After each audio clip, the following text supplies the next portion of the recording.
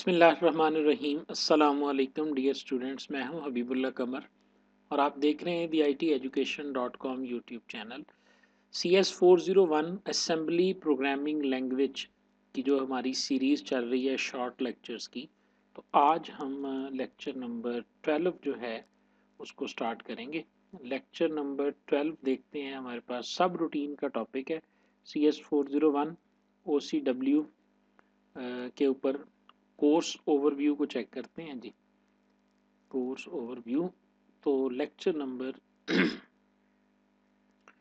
जी ये देखें जी, lecture number 13 जो है वो आज हम देखेंगे कि सब रूटीन्स हमारे पास क्या होती हैं, और कोशिश करेंगे कि अगर स्टैक्स और उसके ऑपरेशन के ऊपर भी बात हो जाए, अदरवाइज सब रूटीन्स को और इनको मिलाकर कोशिश करेंगे कि आज हम इसको फिनिश कर लेंगे। हमारे पास चैप्टर नंबर 5 जो है वो हमारी जो सर बिलाल की बुक है उसका शुरू हुआ है। ये 13, 14 और 15 ये 3 लेक्चर्स हैं जो कि सर बिलाल के चैप्टर नंबर 5 के हैंडआउट्स के अंदर मौजूद हैं जी।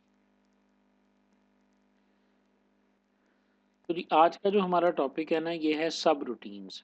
सब रूटीन बेसिकली फंक्शंस को कहते हैं। हाई लेवल लैंग्वेज के अंदर जिस तरह हम एक प्रोग्राम को डिफरेंट फंक्शंस के अंदर डिवाइड कर लेते हैं, तो सब रूटीन्स हमारे पास असेंबली लैंग्वेज प्रोग्राम के अंदर बिल्कुल ऐसे ही है जैसे हमारे पास C++ या दूसरी लैंग्वेजेस के अंदर फंक्शन होते हैं।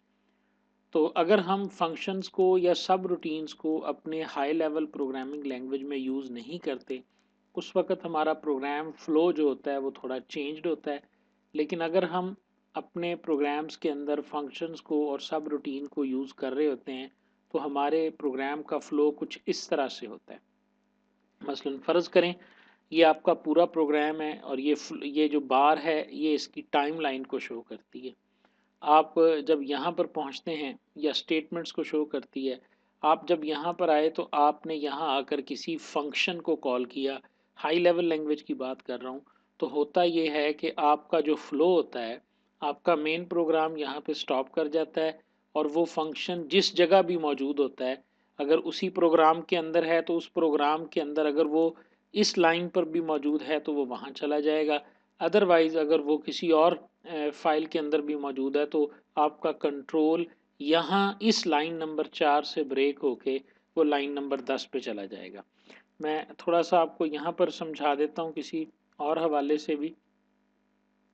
ये मेरे पास एक प्रोग्राम है जिसके अंदर मैंने 10 स्टेटमेंट्स यूज़ की हुई हैं और मैंने एक फ़ंक्शन लिखा हुआ है लाइन नंबर 7 के ऊपर। ये मेरा एक फ़ंक्शन है और उसके बाद ये इससे नीचे 8, 9 और 10 तक जो है वो इसकी बॉडी इस फंक्शन की जाती है जी मेरे पास। ठीक है, तो अब आप देखें कि अगर मैं रूटीन में प्रोग्राम चलाता हूँ और तीसरे नंबर के ऊपर मैं कॉल करता हूँ इस फंक्शन को, तो इसका फ़्लो क्या होगा? इस फ़्लो को आप इस तरह सामने रखें, ये इस तरह अब आप सामने रखें जी। ठीक है, कि जी मेरे पास जब मैं तीसरी लाइन पे आया तो मैंने बबल सॉर्ट का फंक्शन कॉल किया।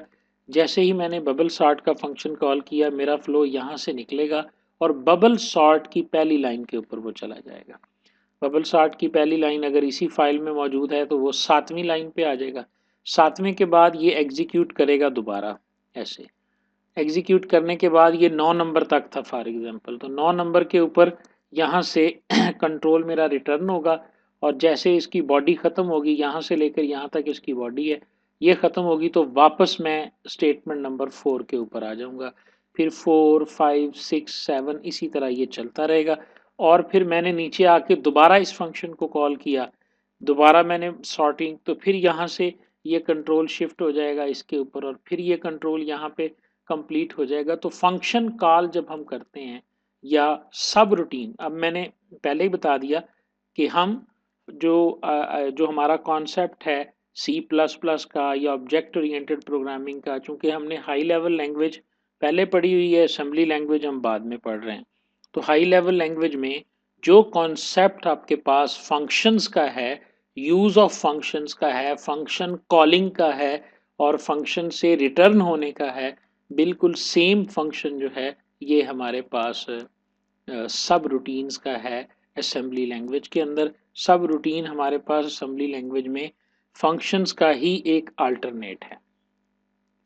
ये जो एग्जांपल उन्होंने बनाई है ये देखें इस एग्जांपल में अब एक मेन आपका प्रोग्राम है, इसमें आपने बबल सॉर्ट की एक सब रूटीन बनाई है, बबल सॉर्ट के अंदर आपने स्वैपिंग की एक सब रूटीन बनाई हुई है। ठीक है, आप बबल सॉर्ट के अंदर स्वैपिंग को कॉल करते हैं तो आपका कंट्रोल जो है वो फ्लो जो है वो स्वैपिंग के पास चला जाता है, फिर यहाँ पर ये सारा रन होता है, फिर ये वापस आ जाता है। ये फ्लो जो है इससे होता ये है कि आपके रीकोड की एफर्ट बचती है।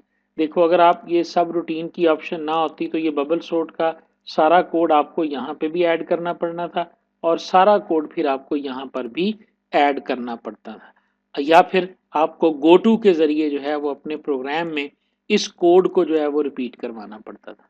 ठीक है, तो इसलिए जो मॉड्यूलर प्रोग्रामिंग, बेसिकली ये मॉड्यूलर प्रोग्रामिंग होती है, सब रूटीन की जो प्रोग्रामिंग होती है या फंक्शंस की जो प्रोग्रामिंग होती है, इसके अंदर हम मॉड्यूल्स की सूरत में जो है वो एक प्रोग्राम को लिखते हैं और छोटी छोटी सब रूटीन्स बना लेते हैं। अब इसका कोड भी नीचे बना के दिखाया है उन्होंने, ये बातें तो हम बाद में करते हैं, पहले कोड को देखते हैं। ये देखें यहाँ पर उसने किसी भी सब रूटीन को बनाने के लिए हम उसका नाम लिखते हैं, कॉलन लिखते हैं और उसके बाद जितनी स्टेटमेंट्स लिखेंगे, ये मिन लूप एक सब रूटीन है, बबल सॉर्ट एक सब रूटीन है, इनर लूप एक सब रूटीन है और एक नो स्वैप के नाम की सब रूटीन जो है ये बनाई हुई है। अब हम इसमें देखें जी क्या करते हैं। यहाँ पर आप देखेंगे कि बबल शॉट से आ गया जी, यहाँ पर पहली स्टेटमेंट हमारे पास कौन सी है जी, हाँ जी जंप स्टार्ट है।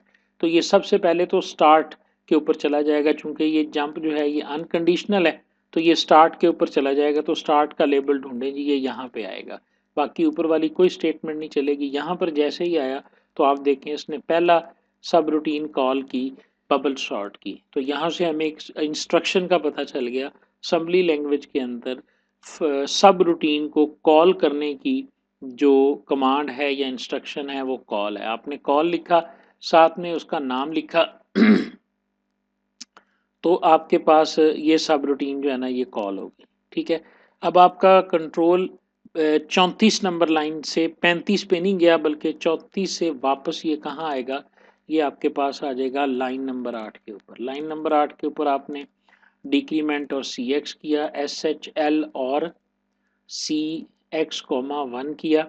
ठीक है, उसके बाद मिन लूप चली, उसके बाद इनर लूप चली, यहाँ पर आपने नो स्वैप किया हुआ है और इस तरह ये सारा प्रोग्राम जो है ये आपका रन होता गया और यहाँ पे आके आपका कंट्रोल जो है ये रिटर्न होगा आर ई टी के साथ, सारा प्रोग्राम रन होगा और उसके बाद आर ई टी रेट से मुराद क्या है, रिटर्न का ये आप कह लें कि एब्रीवेटेड फॉर्म है। जैसे ही लाइन नंबर 30 पे ये पहुंचेगा तो ये वापस कंट्रोल को 34 से आगे 35 और 36 नंबर लाइन के ऊपर ले आएगा और इस तरह ये आपका प्रोग्राम जो है वो एंड हो जाएगा। अगर आपको फ्लो की समझ आ गई है तो इसमें ऊपर जो चीज़ें याद करने वाली या पढ़ने वाली हैं वो सिंपल ये हैं कि what is the mechanism of call statement and what is the mechanism of return statement. तो हमारे पास सब रूटीन्स को हम हैंडल करते हैं असेंबली लैंग्वेज के अंदर with the help of call and return. Call and return की जो स्टेटमेंट्स हैं इनके ज़रिए हम यूज़ करते हैं जी। In every processor instructions are available to divert temporarily and to divert permanently.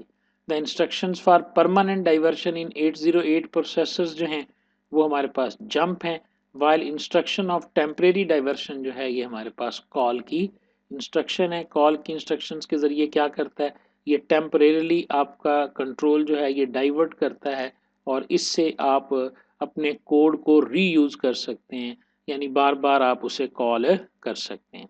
जब आप ज़ाहिर है कॉल को यूज़ करेंगे तो डेफिनेटली आपको उसके साथ फिर रिटर्न स्टेटमेंट भी यूज़ करनी होगी। ज़रा थोड़ा सा याद करें सी प्लस प्लस के अंदर लिखे हुए फंक्शन को, कि जिसके अंदर हम आखिरी स्टेटमेंट रिटर्न लिखते होते हैं कि हमारा कंट्रोल जो है वो वापस रिटर्न हो जाएगा। ठीक है, उसी से मिलता जुलता ये कॉन्सेप्ट है। ये जब मैं हाई लेवल लैंग्वेज की मिसाल देता हूँ तो ये सिर्फ समझाने के लिए, अंडरस्टैंडिंग देने के लिए लेता हूँ। ये इसका ये मतलब नहीं समझ लेना कि एग्जैक्टली जो काम वहाँ पे जो सिंटैक्स या काम वहाँ पे रिटर्न का है वो यहाँ पर इस आर ई टी का है। सिर्फ समझाने के लिए, अंडरस्टैंडिंग देने के लिए मैं रिलेट करता हूँ कॉन्सेप्ट्स को ना। ठीक है जी। और हमें ये भी पता था फंक्शंस के अंदर हम, बस ये ख़त्म हो गया यहाँ तक। ये सब रूटीन्स किस तरह काम करती हैं, कौन सी दो इंस्ट्रक्शंस हैं, प्रोग्राम का फ्लो क्या होता है, ये अंडरस्टैंडिंग हमें आनी चाहिए। प्रोग्राम का कोड भी हमने देख लिया, उसका भी हमें पता चल गया जी। उसके बाद हमारे पास आते हैं पैरामीटर्स जी। ठीक है, हमें पता है कि जब हम सब रूटीन्स या फंक्शंस को यूज़ करते हैं हाई लेवल लैंग्वेज में, तो कभी कभी हम उस फंक्शन को जब कॉल करते हैं तो उसके साथ हम कोई वैल्यू भी पास ऑन करते हैं ताकि वो उसके ऊपर प्रोसेसिंग की जाए फंक्शन के ऊपर। तो जो वैल्यू कॉल करते हुए फंक्शन या सब रूटीन को प्रोवाइड की जाती है उसे पैरामीटर या आर्गुमेंट कहते हैं। असेंबली लैंग्वेज में हम उसे पैरामीटर के नाम से ही बताएंगे कि ये हमारे पास कौन सा है। मिसाल उसने क्या दी है, आप एक फंक्शन कॉल करना चाहते हैं सॉर्टिंग ऑफ एरेज का, तो हो सकता है आपको उसके साथ साइज भी मेंशन करना पड़े कि इस एरे का साइज जो है वो ये है। बहरहाल आर्गुमेंट्स या फंक्शन को दिए जाने वाले पैरामीटर्स या पैरामीटर क्या होता है, ये कोई नई चीज़ नहीं है किसी भी सी एस के स्टूडेंट के लिए। अगर आपने एक भी प्रोग्रामिंग का कोर्स पढ़ा हुआ है तो आप पैरामीटर के लफ्ज़ से खूब वाकिफ़ हैं। तो सी असेंबली लैंग्वेज के अंदर हम पैरामीटर्स को किस तरह से हैंडल करते हैं, हमने सब रूटीन्स को तो देख लिया। जिस सब रूटीन को कॉल करना है हम कॉल की स्टेटमेंट को यूज़ करेंगे, और जब उसका कंट्रोल हमने वापस करना है तो हम रिटर्न की स्टेटमेंट को यूज़ करेंगे। तो पैरामीटर्स के लिए हम क्या तरीक़ेकार इस्तेमाल करते हैं, उसके लिए हमें लेक्चर नंबर 14 में जाना पड़ेगा जी। लेक्चर नंबर 14 जो है जी, तो पैरामीटर को हैंडल करने के लिए असेंबली लैंग्वेज के अंदर हमें स्टैक का कॉन्सेप्ट लेना पड़ेगा। जो स्टैक है ये हम डाटा स्ट्रक्चर के अंदर पढ़ के आए हैं कि स्टैक एक ऐसा डाटा स्ट्रक्चर होता है जो फर्स्ट इन और लास्ट आउट मैनर के अंदर काम कर रहा होता है। इसके अंदर हम एलिमेंट्स को स्टोर कर सकते हैं और उन एलिमेंट्स को हम एक ही तरीक़ाकार के मुताबिक स्टोर करते हैं और एक ही तरीक़ाकार के मुताबिक हम उसको रिट्रीव करते हैं।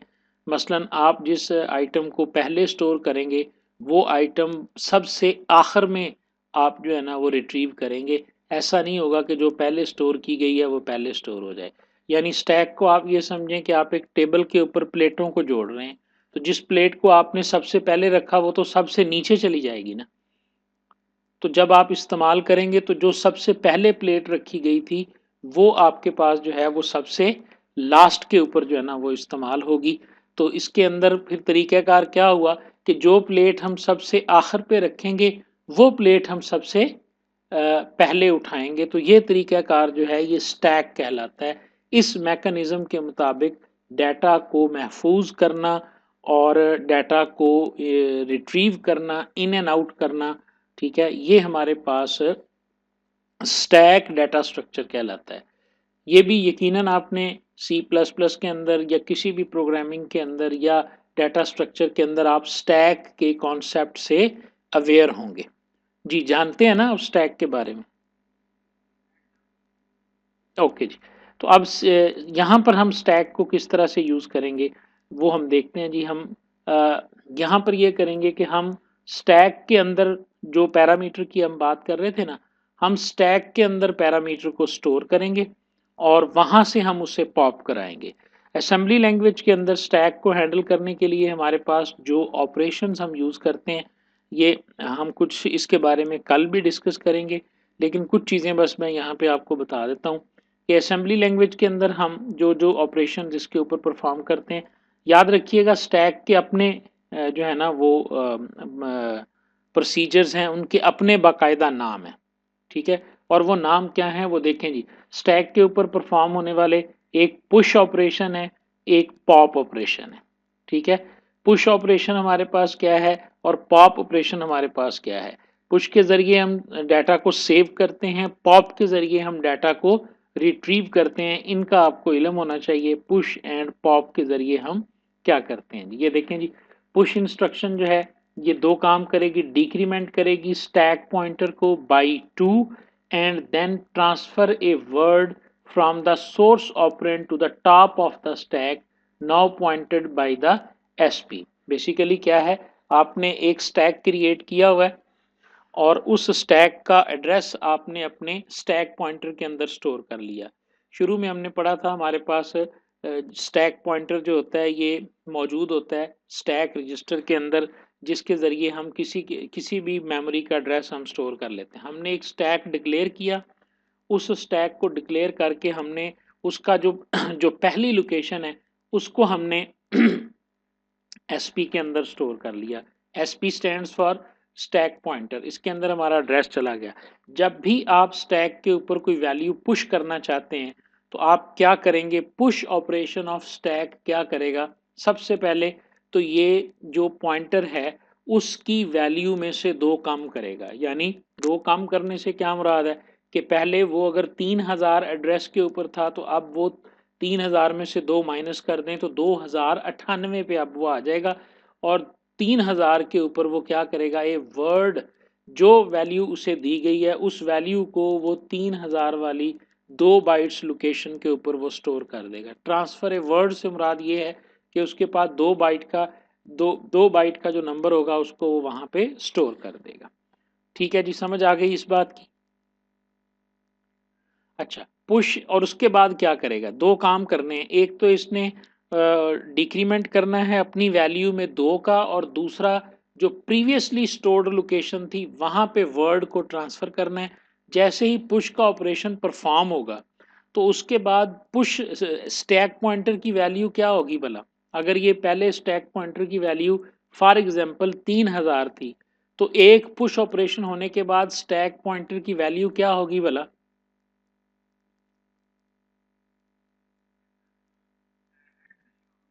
हाँ, नहीं पहले 3000 थी ना तो 2098 उसकी वैल्यू हो जाएगी।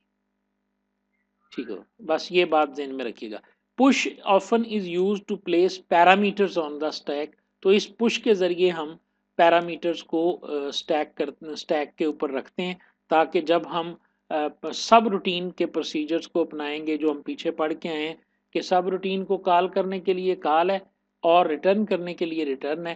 पैरामीटर्स का मैकेनिज्म हम पढ़ना चाह रहे थे, तो पैरामीटर्स के लिए स्टैक्स को यूज किया जाता है जो कि एक डाटा स्ट्रक्चर है। और स्टैक के अंदर हम जब भी कोई पैरामीटर पास करना चाहेंगे हम पुश कर देंगे उस पैरामीटर को स्टैक के अंदर बिफोर कॉलिंग ए प्रोसीजर, जब हम उस प्रोसीजर को कॉल करना चाहते हैं। ठीक है, और उसके बाद हम देखेंगे कि वहां से डाटा वापस कैसे लिया जाता है। दूसरा ऑपरेशन जो स्टैक के ऊपर परफॉर्म किया जाता है वो पॉप का होता है। पॉप क्या करता है, transfer the word at the current top of stack. वो कहता है जी कि जो वर्ड जो स्टैक के टॉप के ऊपर जो एलिमेंट पड़ा होता है ना उसको जो है वो रिटर्न करता है, यानी हमें वापस देता है या उसे ट्रांसफर करता है।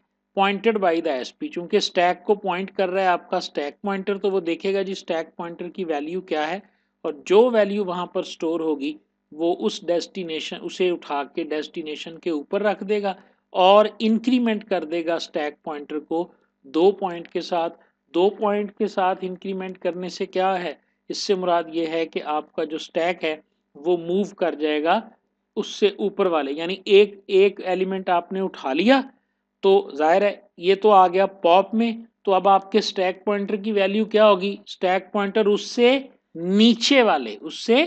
नीचे वाले एलिमेंट को जो है ना वो पॉइंट करना शुरू कर देगा।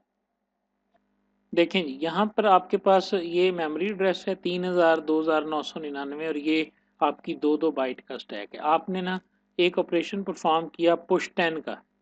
जैसे ही आप पुश 10 करेंगे तो वो स्टैक पॉइंटर के अंदर 2 की कमी करेगा। जब वो 2 की कमी करेगा तो स्टैक पॉइंटर आपका यहाँ आ जाएगा। ठीक है, और जो आपके पास ऑपरेंड था, आपके पास ऑपरेंड है 10 और वो 10 को जो है ना वो यहाँ पर स्टोर कर देगा।